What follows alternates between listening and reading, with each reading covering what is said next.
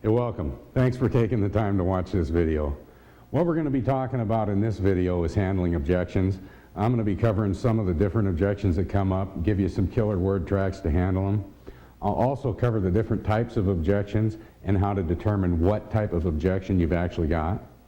First off, understand that all people are somewhat negative. We like to complain. We stand around waiting for an up, and that's all we do is complain. If the weather's bad, we complain about that and that it sucks having to be out in it. Same thing when the weather's good. We've even got complaints for that. Someone says, hey, beautiful day, ain't it? Whoever they're talking to will agree, yeah, sure is. A little too hot, though.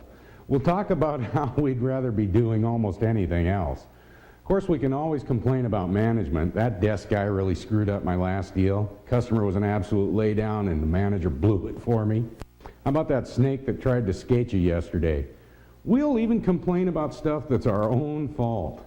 People complain, we all do, and we do it a lot. Your customers are the same way. Now, that's the first type of objection. It's just a complaint. Your customers will object for a few different reasons. A lot of times they'll object to stall things for a while. They're a little afraid that things are moving too fast, want to slow it down a bit. Now, that's the second type of objection. It's a stall. Third type of objection is as a negotiating strategy. They object in the hopes that it will help them with the price, payment, or trade discussions. Many salespeople think all objections are a negotiating ploy. The last type of objection is that it's a valid objection. Now, what would make an objection valid? All objections have some validity, but a truly valid objection is the one that would keep the customer from buying the car. An objection is a valid reason for not committing, or you could say not buying. In just a little bit, I'm going to tell you how to determine if the complaint is valid. But before we get into that, I'd like to talk for a minute about the importance of consistency in your actions. As if you've been in the car business for 30 days, you've heard every objection you are ever going to hear. Now, there may be different words used, but the objection is the same. Like this, I'm just looking and I'm not buying, are the same objection with different words used. So if we know what objections we're going to hear, we need to have a set response that we know works and use it every time. As it is, most salespeople will respond to the same objection in different ways. I don't know why that's true, but it is. Mostly it depends on what the salesperson feels like at the moment. Be prepared for the objection with a single response that you start off with for each specific objection and use it every time you get that objection. Words, there's no way I can overemphasize the importance of the connotation of words. Professionals understand this. Objections come at different stages of the sales process. There'll be objections at the greeting, during the trade evaluation, in the selection process, and during the close. Know what they are and how to respond. Let's get into some specifics of handling the objections. Before you can address the objection, a few things need to happen. First, we have to isolate it. You want to make sure that there are not a bunch of objections that'll come popping out one after the other. Now, to isolate the objection, you need to ask, is that your only objection, or is that your only reservation? We want to know that we're not going to have another objection expressed as soon as we address the first. This will help bring clarity to the buyer if we isolate the objection. Get it out now. It also keeps the yeah buts to a minimum. Other than that tire, is there anything else that would prohibit you from owning this car? No. Next, we need to determine what type of objection it is. Is it a complaint or a stall or what? There's a phenomenally powerful word track that will help us figure that out, and I'll illustrate it with a quick story. At the dealership where I was the GSM, we had a customer come in several times looking for an F-150 Super Cab with a long box. Now, the long box production of that vehicle was only like 2%, so there are very few of them. We were the largest Ford dealership in Washington with 1,300 new Fords on the ground, $34 million worth. If we didn't have it, no one did. 6 times this guy came in looking for the long box Super Cab, and 6 times the salesperson let him go because we didn't have any.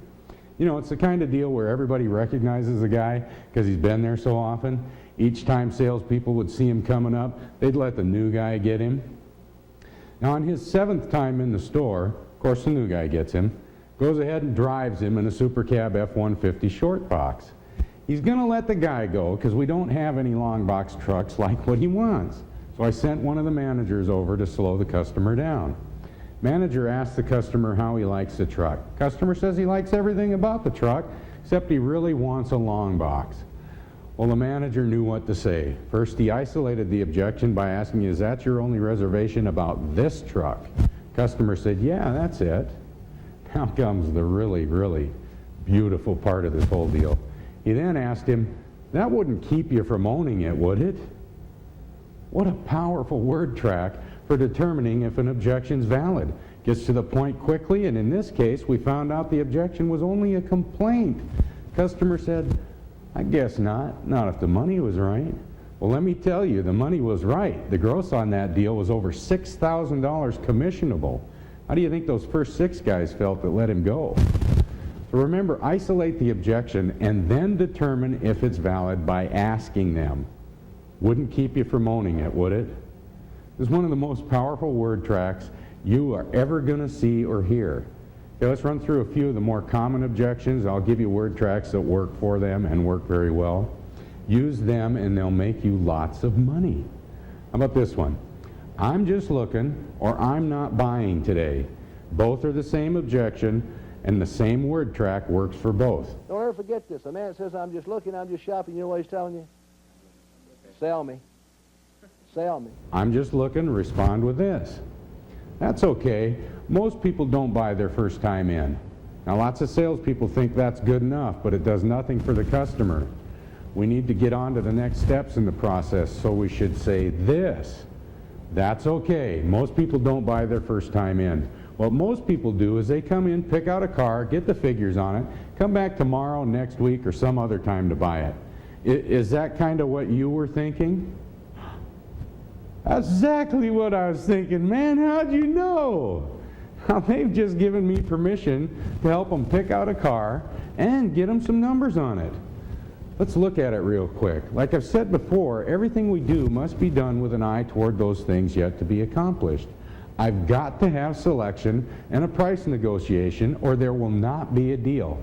By telling the customer what most people do, I'm letting them feel like they're just going to be able to look and get away. Of course, I'm going to put the clothes on them, and they've agreed to pick out a car and get figures on it. I want them to feel that way so they can relax. Now, here's another common objection. I need to think about it. This one usually only comes up during the close.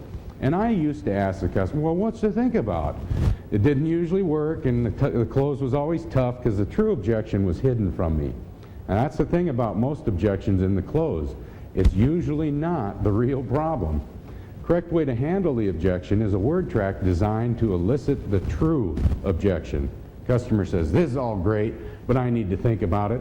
Our response should be to give them some breathing room and then try to get the real objection out in the open. So ask them, is 3 to 5 days long enough? There's the breathing room they need.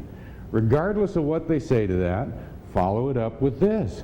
You know, whether you take 3 to 5 days, a week, a month, or even just the next 10 minutes, you'll always come back to the same 3 questions. Can I share those with you? Of course, they're going to be curious about what the 3 things are, and will agree to hearing them. Number 1, have we picked out the right car? Number 2, is it affordable for you and your family? Number 3, are we the type of people you'd like to do business with? It's the old 3 M's, me, money, or machine.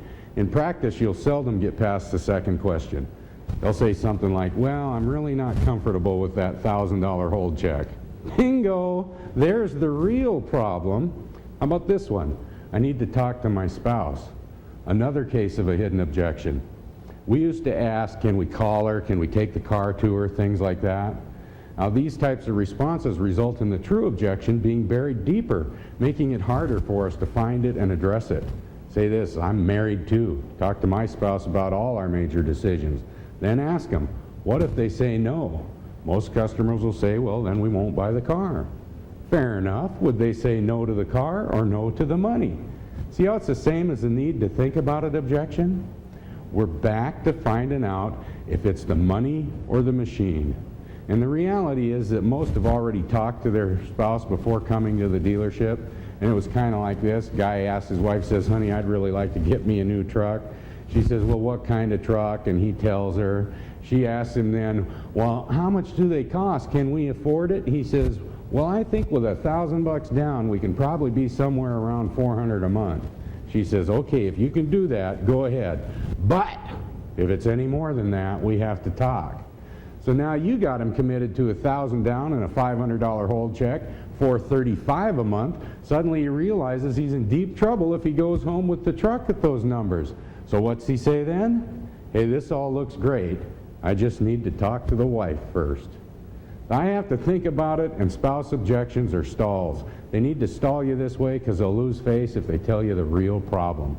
You just need to be able to get that hidden objection out. Now this video's run long enough already. Write down the objections you hear. Role play with someone so that when the objections come up, you're not stumbling over your words.